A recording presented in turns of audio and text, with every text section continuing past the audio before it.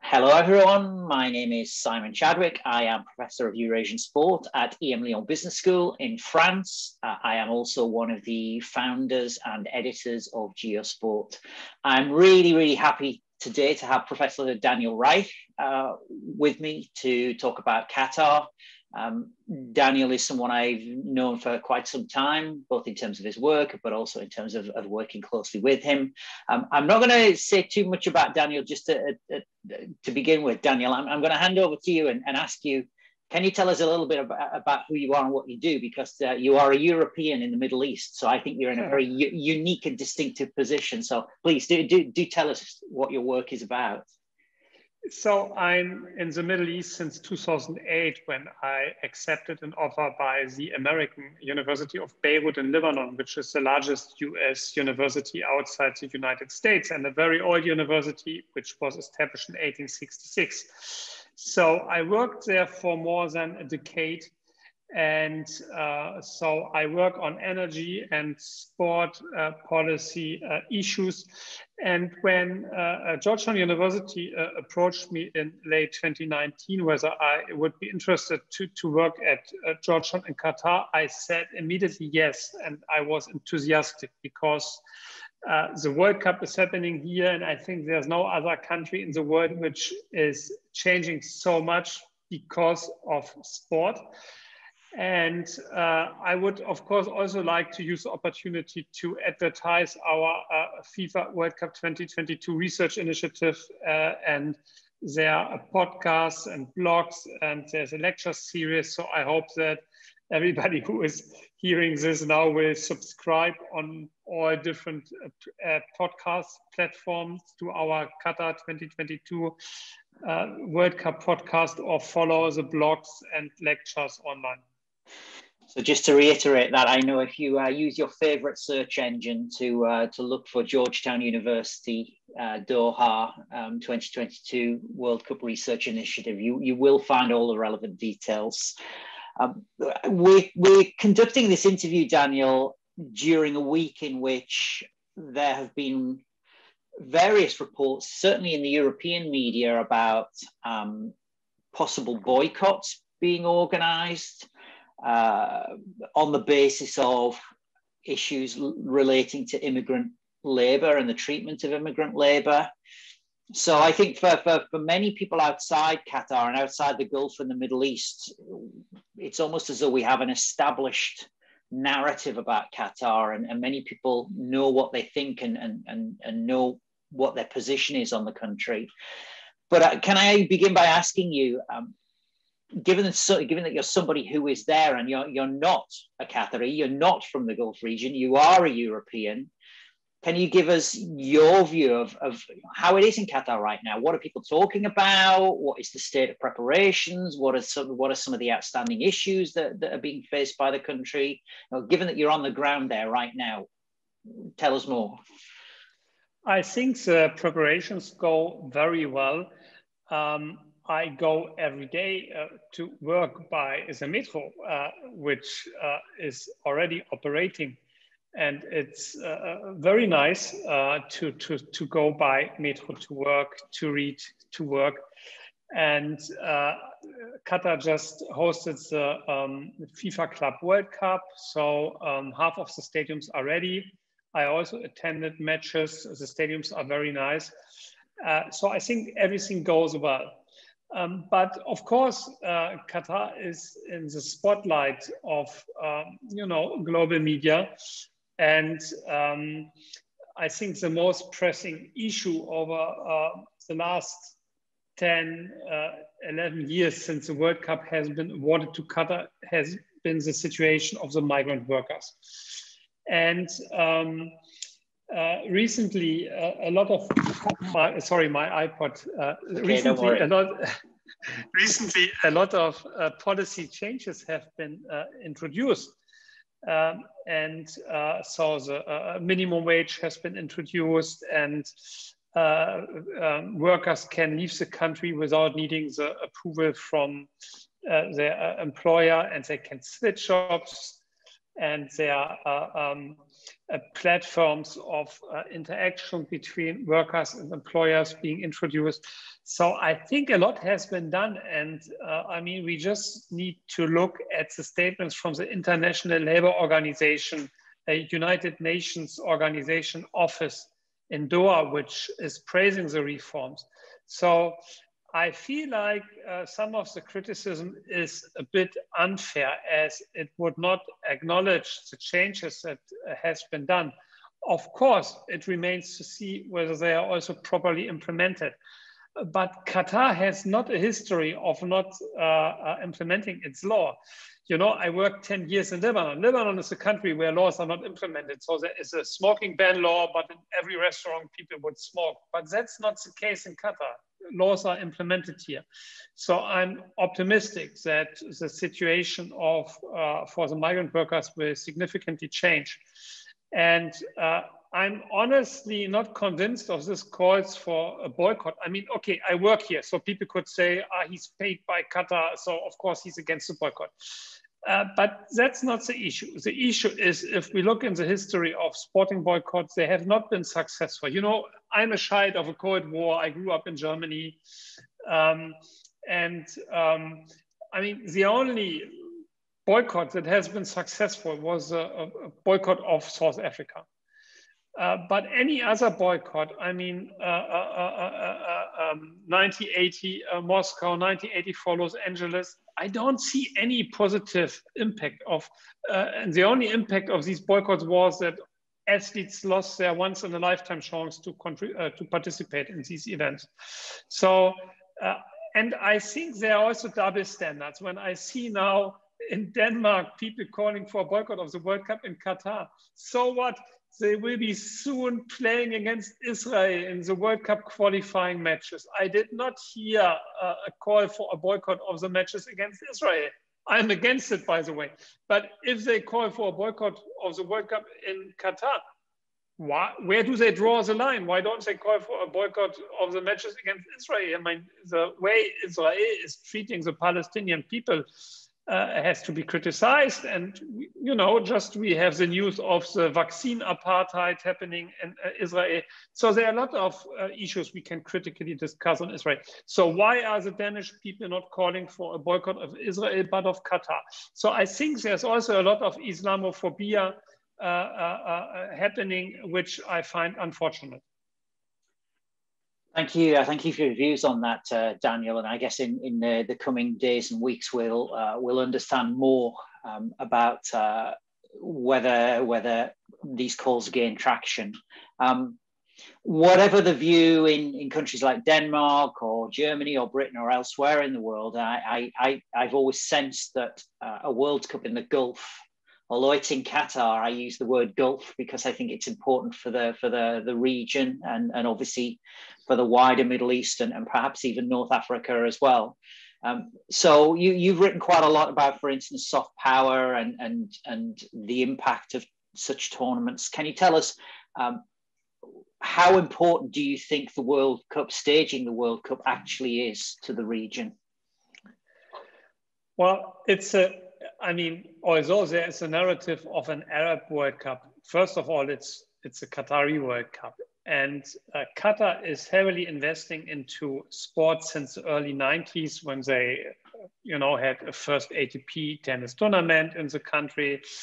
And I mean, the list of tournaments and sporting events Qatar has staged is so long, so it would take too much time to list them all. But I mean, there was the Asian Games in 2016. There was the Handball World Cup in 2015. There was a World Athletic Championship in 2019. So a lot happened. And of course, it's a tool for developing the infrastructure in the country and to gain reputation. But there are also like unique reasons in the case of Qatar for the sporting investments, particularly national security, since Qatar is surrounded by a big, powerful countries. And I think the blockade of Qatar from June 2017 until January 2021 showed how effective the sporting investments have been. Maybe Saudi Arabia would have invaded Qatar if Qatar would be not on the map by its sporting investments.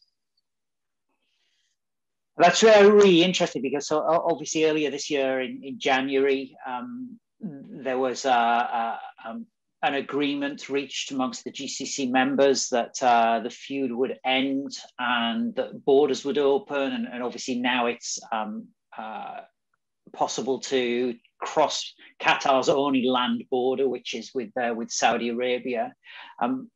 How important do you think this resolution to the feud actually is for Qatar as a country, for sport in Qatar, but specifically for the World Cup? Well, this boycott has totally failed. It hasn't achieved any of its objectives. I mean, when the blockade started in June 2017, a list of 13 demands, one of them that the closure of the Al Jazeera TV network. I mean, none of these demands has been met. So the blockade totally failed. It just cost all involved countries a lot of money. It separated families because we should not forget many families are separated across borders here in the region. So there was just, it caused a lot of economic costs and a lot of human tragedy. So I'm glad that this mistake has been corrected and the blockade ended. Does it mean that there will be, for many years to come, peace in the region? I'm not sure, because there seems to be also, differences in enthusiasm of ending the blockade. Saudi Arabia seems to be more enthusiastic than the UAE and Bahrain. The Egyptians never really implemented the blockade. The 300,000 Egyptians stayed in the country. So I don't know what the future will bring, but certainly in the short term, the end of the blockade means that football fans from the blockading countries will be able to attend matches at the World Cup. There are also thousands of volunteers from Saudi Arabia who signed up even during the blockade to volunteer at the World Cup. So that's positive. I think that sport might be an effective tool for long-term peace in the region. I mean, a mistake of this World Cup is that it's happening just in one country, Qatar. Although this is what was told to the Qatari people by FIFA, that it should be hosted in one country. So the time had not yet come for multinational bidding. Now we see a new move towards multinational bidding. We will have the 2026 World Cup in the Americas, in the US, Canada, and Mexico. I think that we need a discussion in the region for maybe a bid of several countries for 2036, 2040 Olympics. I mean, this could become like part of a regional peace building process and also guarantee longer term stability and peace if we have such a long-term project for collaboration than, for example, the Olympics. There is a very interesting debate at the moment in some parts of football about a possible Spain, Portugal, Morocco bid for 2030, which would be a very interesting one. Could I ask you, in the context of an apparent resolution of the GCC conflict, you've told us a little bit about it already, but do you feel that there will be any kind of sharing amongst the GCC nations when it comes to the World Cup? So, for instance, do you envisage training camps and team bases being established? You know, could we see, for example, England having a training camp in Saudi Arabia, or Germany having a training camp in Dubai? Is there any sense of that right now in Qatar? Simon, I don't think any of that will happen, and it's a bit too late because, I mean, all the infrastructure has already been established. And still, I think there is, it's not clear what's the narrative of this World Cup? Is it a Qatari World Cup? Is it an Arab World Cup? Is it a Middle Eastern World Cup? Certainly there is some pride in the region about the first Arab, first Middle Eastern World Cup. But on the other hand, so far sport has mainly been a tool for competition within the region to distinguish countries from each other. So this story still needs to be told, a collaboration in the field of sport. And I hope it will happen because, because I hope there will be long-term stability and prosperity and peace in the region, and sport could become a tool of it, but it has not happened so far. However, of course, there might be some people, we need to see how COVID-19 continues to develop. But of course, people might decide to visit Dubai and Abu Dhabi and then come to Qatar for the World Cup. Tourism in Saudi is still at the beginning, it's difficult with visa, etc. But I mean, Dubai and Abu Dhabi, maybe they might benefit a bit from the World Cup here. I mean, it's interesting because I guess at the moment, or should I say during the feud period, that effectively there was only one way in and one way out of Qatar, and that was through the international airport. At least now you're opening up routes through Dubai, routes through Riyadh and so forth. So it is an interesting one, that economic impact in the wider region. Danyel, in addition to being an observer, an analyst, a writer about sport and football in particular, you're also a fan, I know. And in those terms, could you perhaps tell us about what does it mean to be a Qatari football fan? Or what does it mean to be a fan from the Gulf region? Because we very often hear that there's no football culture in Qatar, there's no football culture in the Arab world. Is this true? Yeah, I mean, one of the narratives in the international press is that football development in Qatar started with the awarding of the FIFA World Cup 2022 in December 2010. Of course, that's not true. I mean, all the countries in the region, right after becoming independent, one of their first objectives was to get FIFA recognition. And I mean, they achieved that in the early 70s, Qatar and UAE. Qatar, many people don't know, but in the 1981 Under-20 World Cup in Australia, Qatar became second. And the Qatari national men's football team qualified for the 84 and 92 Olympic Games. And of course, in 2019, it won the Asian Games. So there is some history, but there is a gap between men's and women's football. So the Qatari women's football team is at the moment not even ranked in the FIFA ranking, which means it has been inactive for a time.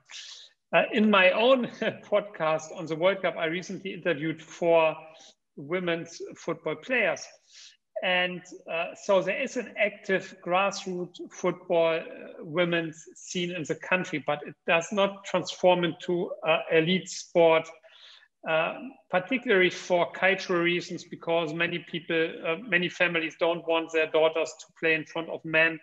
So the case of Qatar shows that you can change the infrastructure of a country quickly, but changing a culture is more something that lasts generations. And this will take time until we see major progress in women's sport and women's football, unfortunately, but I see progress. You said something very interesting there, that fathers don't want their daughters to play football in public. How are nations in the Gulf region addressing this, and not just in Qatar but elsewhere too? How do you deal with that? I mean, the problem is, of course, as a Western institution, of course, we would wish our female students to play in public football, but because of all the cultural obstacles, the decision has been made in education cities that there is a women's football league, but it operates behind closed doors, so no man can watch. Different to basketball, by the way. In basketball, a man can watch. Is this perfect? No, but it's better than the women don't play football. So change will need time. And I'm sure, I mean, I'm dealing now daily with my Qatari students. And I think when they will raise their children, many things will change compared to now. But it takes time, and it takes more time than building a metro or a shopping mall. Changing a culture takes time, but there is a commitment of the country to modernize, not only economically, but also culturally, as we can see, for example, with establishment of Education City and inviting Western universities such as Georgetown to operate there. Mm-hmm. If I could just continue just for a moment, I'll come back to fan culture in just a second, but if I could continue with issues of gender, but also issues of sexual orientation too. And again, one of the issues that very often is reported or covered in Europe, North America, is attitudes towards gender and attitudes towards sexual orientation, and how that will have an impact upon the World Cup in 2022. How do you see this? What do you think will happen next year? Homophobia is widespread in the Middle East, unfortunately. And this is something that is not acceptable and needs to change. Will it affect the World Cup? I don't think so. I mean, the organizers made it clear that if somebody would like to enter the stadium with a rainbow flag, he or she can enter the stadium with a rainbow flag. And homosexuality in football is in general a problematic issue because, even in Western countries, players would not openly say they are gay. The few cases that we have are in women's football, but not in men's football. And in men's football, we only know about homosexual football players who said this after their careers, like Thomas Hitzelsberger in Germany, a former national team player. He's now involved in Stuttgart in the management, but he said this in public after his career. So even in Western countries, unfortunately, we don't have yet the culture that a player can say during his career, I'm homosexual. It's not happening, unfortunately. And I think this is what needs to happen, that we have more athletes who say in public that they are homosexual. It needs to become more normal that we have athletes who are homosexual, because of course we have. They just don't saying it in public. Okay, thank you, Daniel. Can I go back now to fan culture? And I know you've attended the Club World Cup in Doha, but I also know that you've been to club games, to national team games. So again, just to revisit this issue of fan culture and what it's like to be a football fan in Qatar. Can you recount some of your experiences to us of actually walking to a stadium, traveling to a stadium, walking to a stadium, actually sitting inside a stadium? What should people be expecting? Will it be different to what we used to, or will it actually be very, very similar? I think it's similar compared with, England, France, Germany, because you can go by public transportation to the stadiums and you would walk the last meters. There is still, it's still not clear with how it will exactly happening with alcohol. I mean, I, as a German, when I would go to a football match in Germany, I drink a beer. But this is not the culture here. So if you go to a local match, there's no alcohol because alcohol is prohibited in the society. But most likely there will be like designated fan zones where fans will be allowed to drink. So because this seems to be like the question of most concern to most people. So let me share with you that I drink beer in Qatar and it's not illegal. So what you need as a foreigner is you need alcohol license. So you need to apply for it, but it's a routine to get it. And then you can go to the only liquor store in the country.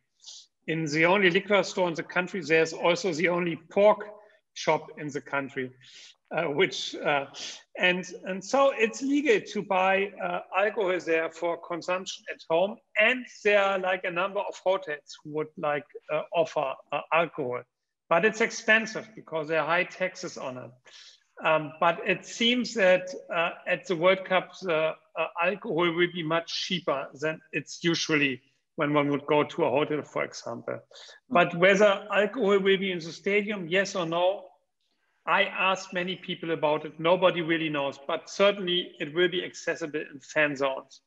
So I hope these news are a relief for all the people from England, from beer drinking nations like mine. So they can come here and they will have fun. And of course, you know, there are many other nice things. Qatar is a small country and you can see a lot of things on just one day. I think this will be the main benefit of this World Cup, to save all this travel time that you would have in other countries. So you can go from stadium to stadium by metro. There are many shopping malls. November, December is a very nice time of the year with pleasant temperatures. So you can sit outside on the Pearl, for example, in restaurants. So people will have fun here. I'm sure about that. And I think also the players will enjoy it because they can just rest in the hotel rather than traveling around all the time. Okay, thank you, Daniel. I just to return. We know that Qatar won the 2019 Asian Championship, and many of us will also know about Paris Saint-Germain and ownership of clubs in Belgium and Spain. But in terms of players and personalities associated with Qatari football, who should people be looking out for in 2022? Is there a Qatari superstar waiting there to spring forward? You know, who's coaching in Qatar right now? Who's playing in Qatar right now? I think a much discussed topic is the origin of the player. I published myself a paper on naturalization in sports, discussing the case of the Qatari Olympic delegation in 2016. At the Olympics, around 2/3 of the Qatari athletes were not born in Qatar. So they were foreign-born athletes. But in football, it's a bit different. So when we look at the squad, at the 2019 Asian Cup winning squad of 23 players, only 3 of them had come as adults to Qatar for the purpose of playing football here. The rest was born and raised in the country. Were they all Qatari as birth? No. So many of them were the children of immigrant workers, but they all grew up here and they don't know any other home than Qatar. So it's a true Qatari team. As we know, also in Germany, France, England, we have teams which include many children of immigrants. But for them, Qatari is their home, and they speak Arabic, and they identify with the country. So we can expect a team that is a true Qatari team that is committed to represent the country. And I think we can also expect a strong team, you know, as they proved at the Asian Cup. So I don't think it will happen what happened in South Africa, where the home team went out in the first round. I don't think it will happen. I think the Qatari team is very strong. Of course, the beauty of football is that you never know before, everything can happen. But I would be not surprised when they come very far in the tournament. And just to go back to some of the issues that that we were talking a little earlier. So to come to Qatar as a fan, it's going to be relatively easy to get around. You think there's going to be plenty to do. It's likely that you will be able to drink alcohol if that's what you want to do. But you also talked before that about the very unique geographic position that Qatar occupies in terms of being somehow wedged between two regional superpowers, Iran and Saudi Arabia, and the wider situation, the tensions in the Middle East. So can I ask you about security? How secure is the World Cup going to be? How secure is the World Cup going to be in terms of overall organization? You know, should, for example, FIFA be concerned? But also for individual fans, how secure is it to be in Qatar? Is it likely that they will face trouble? You know, is it likely they will, you know, be threatened with arrest? You know, how will it be? Because I guess there are lots of myths around what it means to actually be a football fan in Qatar. Yeah, Doha was just ranked one of the safest city in the world in respective index. Of course, local media did not hesitate to widely publish this ranking. So I feel very safe. You know, I walk a lot. I like walking. No, this is a very safe place. I think this will be so different to the experience of Brazil, for example. You know, I had two friends visiting, two German friends visiting the World Cup final, and they went on the Copacabana beach and both their iPhones were stolen. So I don't think something like this is happening here. This is a very safe place. Okay, thank you, Daniel. And if I could draw matters to a close now with one final question. This has been a tournament that has been a long time in the making. So we're going back more than 10 years, actually, you know, 12 or 13 years to Qatar considers bidding, then bids, then wins the right to host the tournament. The country has spent huge amounts of money, hundreds of billions of dollars to get to this point. We know about issues with FIFA and the spotlight being shone on immigrant labor rights. And so really this has been a decade and a half in the making. The circus comes to town for 4 weeks and then it leaves. So my final question to you, Daniel, is for Qatar, what happens next after 2022? Yeah, that's a great question. I mean, so the stadiums will have capacities ranging from 40 to 80,000 seats. This is too much for such a small country. So what they will do, the two stadiums from the Club World Cup, for example, they both have 40,000 seats. They will be reduced after the World Cup to 20,000 seats, and they will donate the seats to developing countries. And the stadium in Education City, where Georgetown is located, it will also become the home of some research institutions and schools. So I think there is a good post-event legacy management program. Of course, a lot of sporting facilities are created now, and so Qatar is ready to host more sporting events. They will host the 2030 Asian Games. It did not work out to get the 2032 Olympic Games. I have to really say I'm outraged about this intransparent process by the International Olympic Committee, although I'm sure that Brisbane will be a fantastic host city. But also there was a region of my home country, Germany, which was interested, and they were utterly surprised about the announcement of the IOC. So I don't really understand this process. It's not transparent. But I think Qatar will aim for the Summer Olympic Games. But I can just advise to do this together with neighboring countries and to see the big potential common bid would have for long-term stability, security, and peace in the region.